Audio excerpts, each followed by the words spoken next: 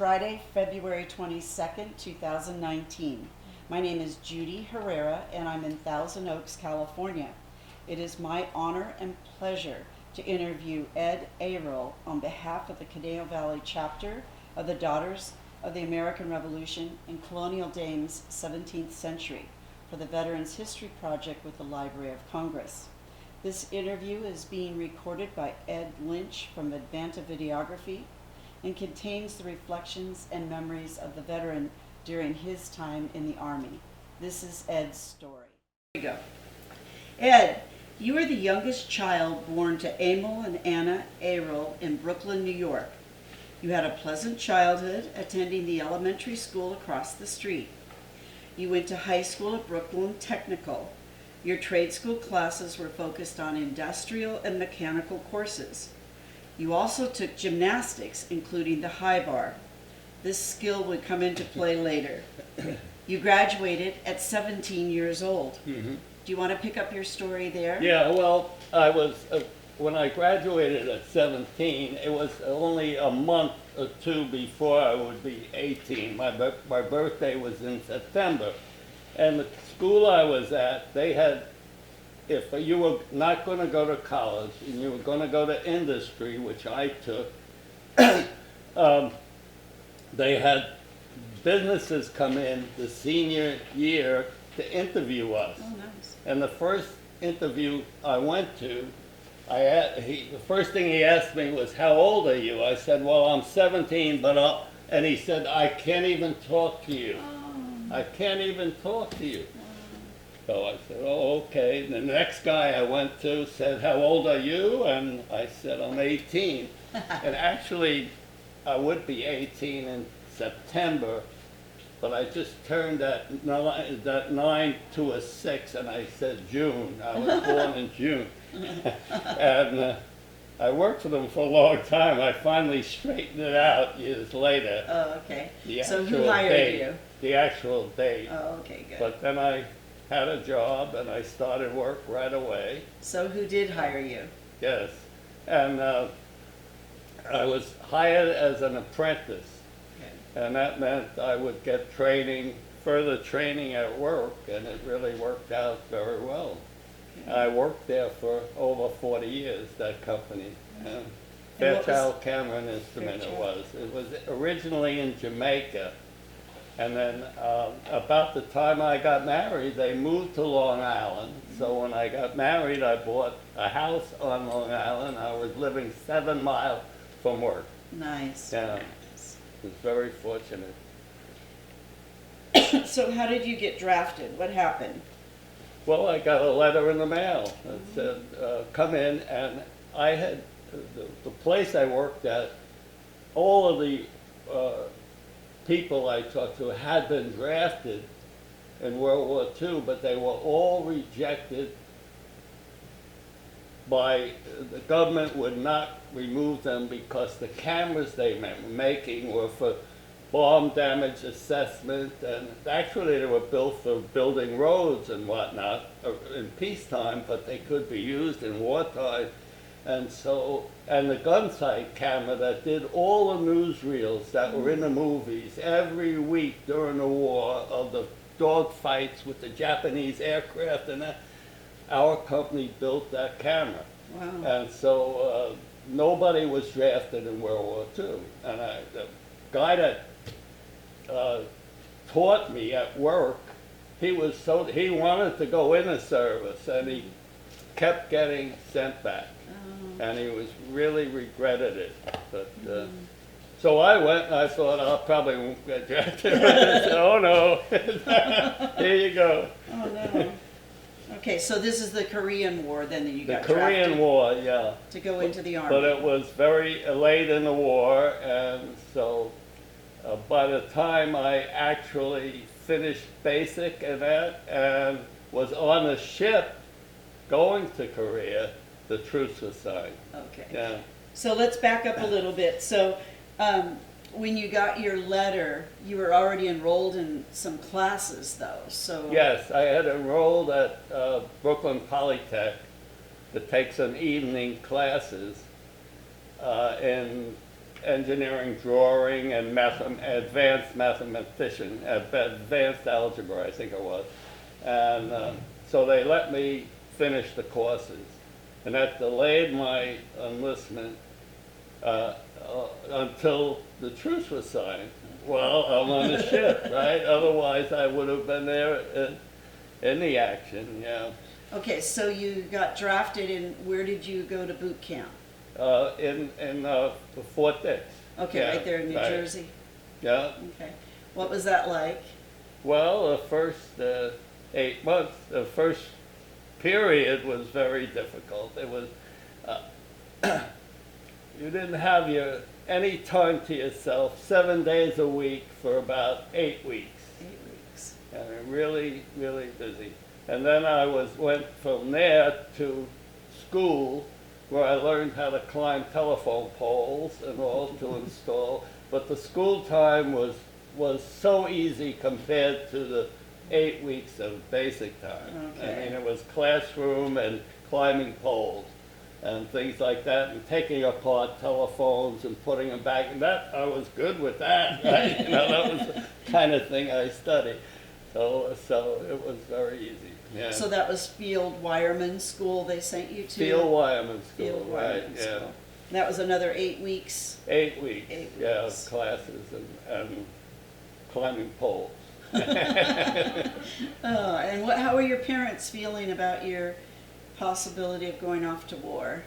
Well, my father had died when I was 7, so it's just my mother, and she was used to that. I mean, she lived through World War II, World War I, Oh, and her brothers. She was the oldest of 9 children. She had a lot of brothers, 3 of which went in service, so Wow. she understood that. My father was drafted. He was in the service, the same Okay. thing, but he never went overseas. And the war ended while he was in basic training, and he was discharged. Yeah. family, So, a family thing. so I'm the only one that. Well, I have a cousin who enlisted in the Marines.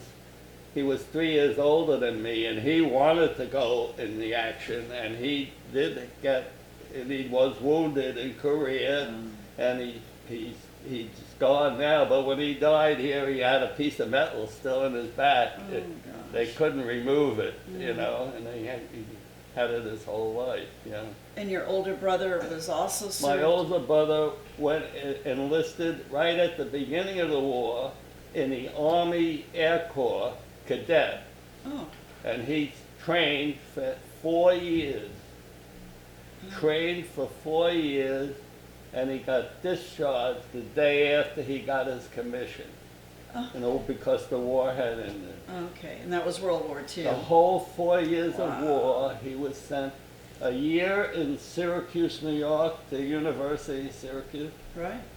where he lived on campus and all. And he never went, he never did missions. He was just ready to do them when the war ended. They released him. They tried to get him back for 20 years. After that, they couldn't get him. He became a New York City policeman. Oh, okay. And So, I understand you had a girlfriend at this time before you left? So, yes, yes. I met my wife right after I finished high school. Okay. The first time I went to this dance, I met her. Oh, And we dated for a couple of years, right? Yeah. And I got drafted. And she wrote to me the whole time I was gone, and just Oh. about every day. did you get some time to go home and say goodbye to everybody before you left, or? Oh, yes. Yeah, okay. Yeah, sure. Because I had a few weeks to take care of all, saying goodbye and all that. I sold my car. Oh, That was fortunate, right? yeah, got all your affairs in order. How did you get to Korea? Well, we first had to meet a train. We got a week's delay en route after we finished basic. We were off for a week. Then we had to meet a train in Jersey somewhere. I had a friend drive me there to get the train. We went all the way across.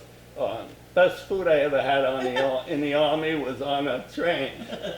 We went, we had wonderful food. We slept in up and down bunks on the train and everything else. So it was really good. Yeah. And we got there, they didn't expect us, so they didn't have any food in the mess hall. They had to scramble. We knew we were coming, that they didn't know we were going to be there. Yeah. And they got some food for us to eat and all when we got there. So you got to a port in California. California, Okay. right, yeah. And then they put you on a transport ship to go to Korea? Yes. Okay.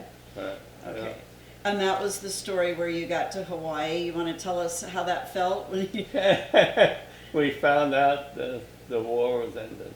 Wow. There was a roar on board that ship. Everybody was so happy to hear that. Yeah. Did you think you were going to turn around and go home? Huh? Did you think you were No, going to... no, we knew we weren't, because it was such a disaster when we got there. Okay, so... Everything is stopped. No jobs, nothing. Every business shut down. Oh. Nothing. And the hotel's empty, nobody to I had to restart the whole thing. So how long were you in Korea then? How long? Oh, pretty much my whole tour of duty, 18 Okay. months. Okay. I think I got home a few weeks early because it was Christmas time, and they were sending people home. I should have come home like the middle of January, but I actually got home for Christmas Day. So tell me about South Korea. What was it like when you got there, and what were some of the things that you were doing? Okay, well, what I did right away was the field wireman business. They had no communication, no telephones at all, and so we had the other GIs put in the poles. We climbed the poles and we were stringing telephone wire. Okay. That's what we did.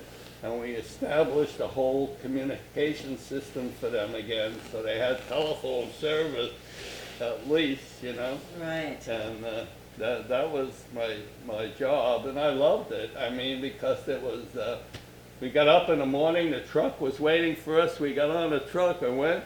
They were putting the poles in, we were climbing up the pole, and they brought our lunch out to us.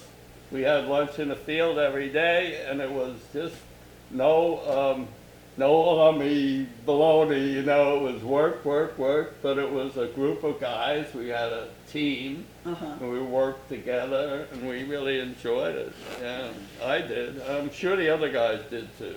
Yeah. So where were you living at the time? What kind Well, of? What first was we your were living? living in Quonset hut, or no, actually in a squad tent. Wow, A intense. squad tent with, it had two potbelly stoves Okay. and about 10 guys in a tent, in cots and whatnot. And gradually they got army beds, and gradually they got stoves in the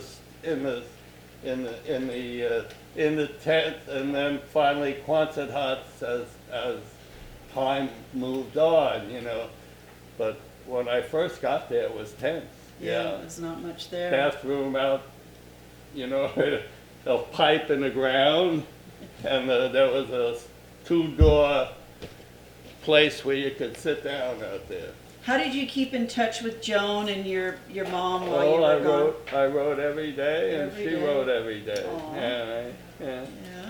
And I didn't necessarily mail every day, but I spent a little time writing. So you were getting mail. Were you getting the mail then? Yeah, They were bringing in your mail. right. How was the food? It was basic army food. One thing I noticed was the chicken. Every time there was chicken, it was bloody at the bone. There was something wrong with the book, because no matter where I went, in different locations, the chicken was always bloody at the bone. And they followed routine. They wanted, you know. And I said, I noticed something wrong in the book there, because when I went to school, it was 8 weeks of basic and then 8 weeks of school. Uh-huh. The school colonel was a hound on the kitchen, Oh, okay. and he made sure we all got the right food, everything, you know, because all the cooks make money on the side, right? Well, they're feeding their family or something, you know, cooks everywhere have that opportunity, you know. There's always food that isn't eaten, and so but he made sure we got everything, and that was the best food I ever had in the 8 weeks of school. Wow. Yeah. So when you were in Korea, did the Army use civilians? Oh, to- they hired everybody they could. Okay. We had a Papa San, an old man in our tent, who, when you came in, if you sat down, if you took off your boots, he shined them. He did, you know, Yeah. he did all this stuff for us, and we paid him. We chipped in, and we would pay him every week. Yeah, Very nice. it was helping get their economy going. You know? Right. Rebuilding the infrastructure after the devastation of the war. Right. Yeah. Yeah. Yeah. So what sites were you at in South Korea? What locations were you Well, at? Do you first I recall? was in up at the north, right? You know, North. where the action had been, and then I was in South Korea, in the capital, Okay, in Seoul. Seoul. Right, okay. Yeah, right. I was in the capital when we were. That's when I did the mail. I had the mail job. I used to drive every day a Jeep to the post office in the capital Uh-huh. and get the big bags of mails for 3 divisions, bring them back, drop off the other 2 divisions, and in my division I would distribute. I had a little office, typewriter. That's where I learned how to type. I bought a book in the PX, how to type. And I followed all the as, so, to, with, and all the letters and everything, and I learned how to type while I was there. Taught yourself. Oh my gosh. I also took a class on civil law with an attorney. He certainly improved my view of the law and how it works, you know.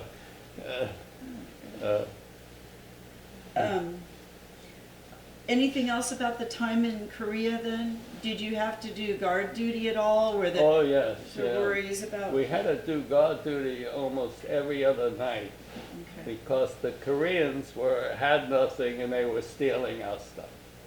They were stealing boots, sleeping bags, anything they could get, blankets, all that, yeah. So we had to do that kind of guard duty, keep an eye out for them.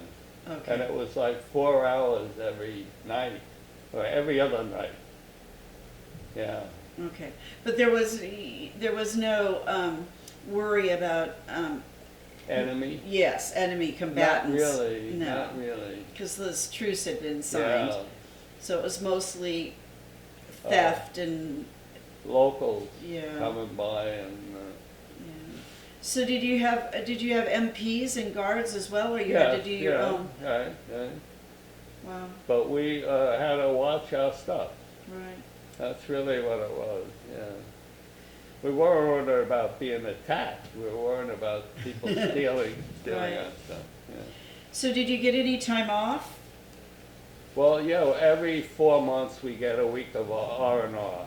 Okay. And we could go to Japan Okay. if we wanted to. I went once for a week in Japan, okay? And it was very nice, yeah. Not too long after World War II, did they accept you? Were Oh, you? absolutely. Okay. Absolutely. I never felt afraid in Japan. That you were the bad enemy. Never, never. No, they were just totally grateful for us. Oh, good. They even had a town named USA, USA, Oh, because they used to copy our stuff, and it was cheap and it didn't work, you know? So, so they said, made in USA. It was still a joke. that's funny. They could get away with that.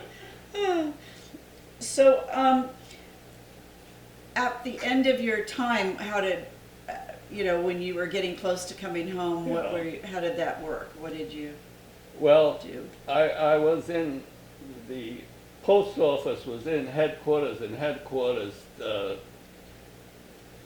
I knew the colonel who was arranging all this stuff. He was my boss, so I happened to mention to him that I was due to get discharged in the first week in January, right? And maybe I could get, and they were running this special flight home if you re-enlisted. Oh, They get guys that would re-enlist for another 2 years, and they would fly them home for a week or a month in time for Christmas. So I said, they're running all these flights, maybe they'll have some room. He said, I'll check on it, and sure, he got me a room on it. And so I flew home. Yeah, nice. it was a tough thing. We were Army. We start at Midway Island. We saw all those Goonie birds, and we know why that was. It made it obvious why that island was so important during the war, because that was the planes at that time couldn't fly the whole Pacific. They needed to stop, and that was where they stopped. And if you control that island, you could Make it. send bombers to Japan. Right. Otherwise, you couldn't fly to Japan and back. Right? Right. You needed to stop. Right. And so the Midway Island, remember the Battle of Midway was so terrible, Yeah. right? And that was why. Back to your time in country, do you remember this story where the colonel comes in and Oh, yeah, Absolutely. right. I was amazed that the Army knew so much about me and where I worked and what I did and who I knew. And I'm asleep in my tent, and a colonel comes in, and I was hard to wake up. And he woke me up, and he wanted to know the name of, was having trouble with the gun sight camera. We made the gun sight camera that was in all the newsreels and everything. And they was having trouble with that, and he wanted to know who he should speak to. And I really didn't know who, but I knew the engineering department because I worked there, and I knew the guy who knew everything about that. And I knew his name, and I gave him his name, and he told me the next day that was the right guy because he got the answer right away. and that was your Yeah. Fairchild camera back in Long Island. what a great Yeah. great coincidence there. So you were able to grab the plane home to Right. make it home in time for. Why did they let you go home? What was your job? I was doing the mail at that time, So and you I were- had a replacement, which I trained already. So, and I was due to go home in January. So they needed So some they records. had the space on this program they had for the re-enlistment thing. They had enough planes that they had extra space, and he got me on that extra space. Yeah. They needed you to bring some records back to. Well, it was 3 of us that did it, and I was the only sergeant. So they gave me the records for the 3, and they said, you have to get these back to Fort Dix. You must get them back. So we landed early Christmas morning, and what I did is I went back to Fort Dix. Oh. And I had Christmas night, and I should not have. I should have waited because there was nobody there really. Right. So I waited until the Monday, the day after Christmas. I mean, I don't know what day it was, but Yeah. the day after Christmas, they came back, and I gave them the records, and they discharged me. Boop.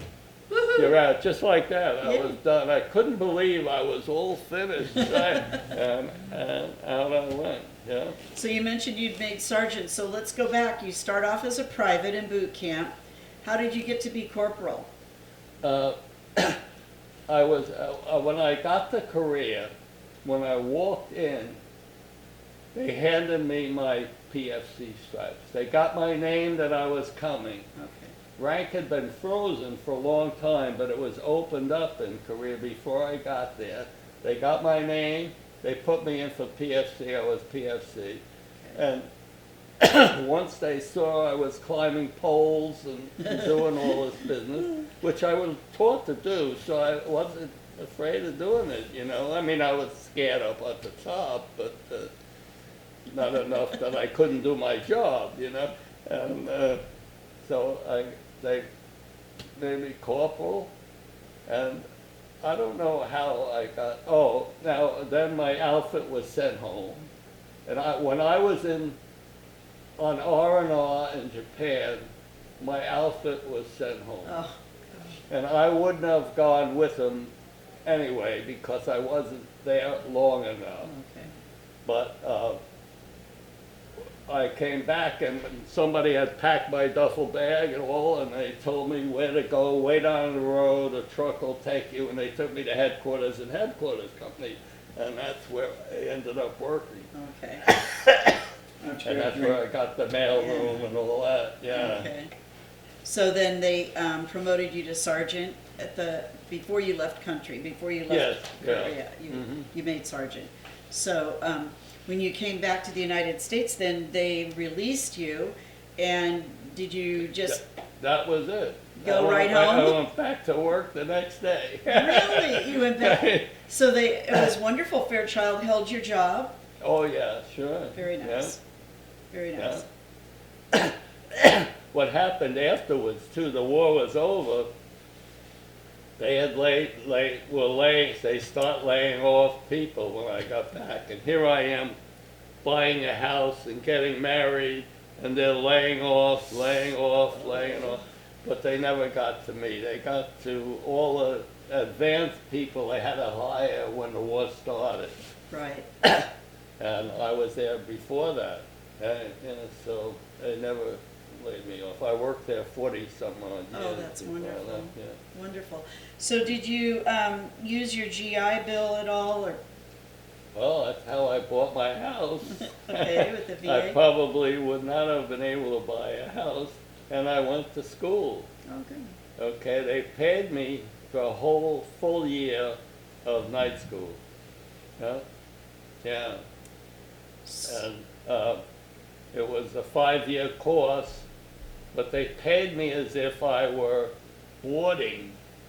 Oh. And so I had enough saved that it helped me really almost go through the whole thing, really. So you were able to graduate from, where did you go to school? NYU, College of Engineering. Wonderful. Yeah, that's my room. Very nice. Okay. And you probably wouldn't have been able to go otherwise. I can't believe I would have been able to afford it. It's quite expensive, you know. Even night school, I might have been able to, but not. If I had done that, I wouldn't have been able to get married and have a house and all that. Yeah. You know. Yeah. So it worked out very well. Yeah. And then, did you stay in touch with anyone from the service, or? Not really. Yeah. Not really. No. So what was your, and then you had the career with Fairchild. How did you get to California? How did you get out here? Is this your choice to retire? Yeah, right. Well, after the war, a lot of the companies I worked for were in the defense business, all the companies I worked for. And I had to get into a civilian business that did what I did, and so that's probably how I got to California. It was a job thing. Okay. And I wanted to go anyway. I mean, it was, I didn't have to go.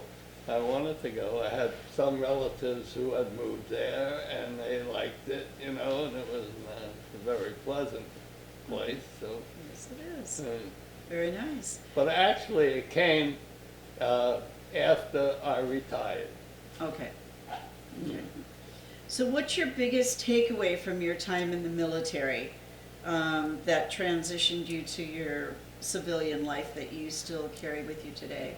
Well, I don't think I ever could have gone to college without it, really. Yeah. Or bought a house, Yeah. right? Yeah. Good. So it made all that possible. I mean, maybe I could have, I don't know, but. Came along at the right time. Right, right. Definitely. It just worked out well for me. Well, and it worked out well for our country that you were able to help rebuild South Korea after the war. It was. That was a very uplifting thing. Yeah. You know, we weren't tearing down, we were building up. Yeah. That's wonderful. Yeah. And we thank you for that service to our country to help to do You're that. welcome. What? Yeah. Yeah, well, we're pretty close, but, so I have a question that I always like to ask. Yes, yes. How do you feel your service experience changed you as a person? Oh, I'm sure it grew me up a lot.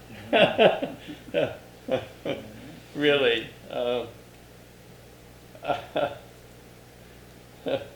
Because, you know, children, and I've watched that with my own children, they really don't understand that they're going to have to take over. You know, they really think somebody's going to take care of them forever, and they have to be woken up a little bit. And the Army did that for me. Yeah, right. Now my mother helped.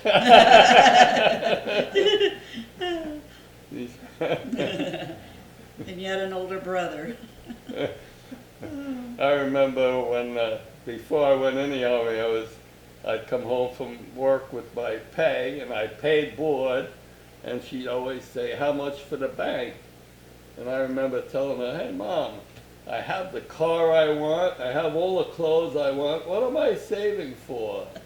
And she said, "You fool, you think I'm gonna be here your whole life, I'm gonna be cooking for you, and you think you're gonna live in this apartment, it's falling down, well, you know." Wake up call for sure. A wake-up call, right? Lorraine, any Okay. things you can think of that you wanted to talk about? Tell them what Grandma said when you bought the house. What did your mom say when you bought the house? Oh, she said, "Oh, Edward, you don't know what you're getting into." What happened is, she was the oldest of 9 children, a lot of brothers and sisters under her that had bought houses, and they lost them in the Depression, and they had disasters, you know, right? And here, this was guaranteed by the government, right? So I never had to use it, but it was a different situation, you know, really. Right. And it was a very inexpensive. It was $4,000. Wow. The house I bought. Yeah. Great. It was only a couple of years old. It was a place called Levittown, and he really built those houses for the GIs coming home Good. from World War II. Right. Good. Right? Okay. Yeah. And This house was used for a few years, but, and I always had a house until I moved here. I always had my own house, and most of the time it was paid for. Nice. Well, we thank you for your service to our country, sir. Thank you very much. Yeah. A lot of things I wouldn't have been able to do if I hadn't been drafted. Yeah. So what would you tell a younger person about serving in the military? Well, a person that's drafted, you know, and it's not, a lot of people volunteer as an opportunity, and that's fine. But people who are drafted, that it's your country needs you, and you really have to go, and you'll probably benefit from the experience, you know. Right. Yeah. All right, Yeah. sir. Thank you so much for your time, and you have a Okay. wonderful story. Yeah, have a you wonderful do.